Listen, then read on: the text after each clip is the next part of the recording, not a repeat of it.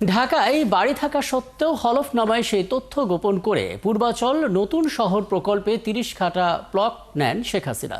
সোমবার শেখ হাসিনা এবং তার পরিবারের বিরুদ্ধে করা ৩ মামলায় এমন সাক্ষ্য দেন দুদকের ৩ কর্মকর্তা। পরবর্তী সাক্ষ্য গ্রহণের জন্য ২৬ আগস্ট দিন ধার্য করেছেন আদালত। আর জানাচ্ছেন রাশেদ আনিস।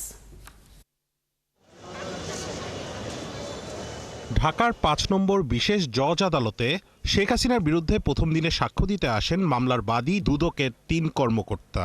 ক্ষমতার অপব্যবহার করে আইন ভঙ্গ করে শেখ হাসিনা ও তার পরিবার রাজুকের ৩০ কাঠা প্লট বরাদ্দ নেন বলে আদালতে বলেন তারা।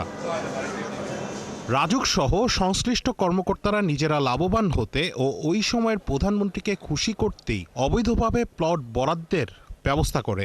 শেখ হাসিনার ধানমন্ডিতে যে সুদাসদন সেটা তার হাজব্যান্ডের নামে, অর্থাৎ যদি পরিবারের গার্জিয়ান বা পরিবারের কোনো সদস্যর কোনো বাড়ি থাকে, সে ঢাকা নারায়ণগঞ্জে যে কোনো জায়গায় যদি বাড়ি থাকে বা প্লট থাকে, তাহলে সেক্ষেত্রে সে কোনো রাজুকের প্লট পাওয়ার হকদার না এবং তার পাবে না।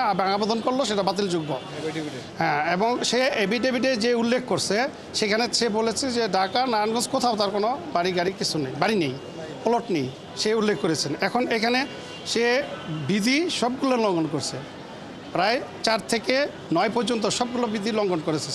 সে বিধি লঙ্ঘন করাতে তার বিরুদ্ধে এই অভিযোগ আনা হয়েছে। দুদকের আরেক আইনজীবী জানান, এসব প্লট বরাদ্দ নিতে ক্ষমতার অপব্যবহার করেন শেখ হাসিনা। রাষ্ট্রের সর্বোচ্চ অধিকারী হিসাবে ক্ষমতার অপব্যবহার করে তারা এই প্লটগুলা নিজ দায়িত্বে নিয়েছেন এবং রেজিস্ট্রি করে ভোগদখল করতেছিলেন। এদিন দুর্নীতির ৩ মামলায় শেখ হাসিনা, তার ছেলে সজীব ওয়াজেদ জয় ও মেয়ে সাইমা ওয়াজেদ পুতুল সহ ৪৭ জনের বিরুদ্ধে সাক্ষ্য দেন মামলার বাদীরা। রাশেদ আনিস, ৭১, ঢাকা।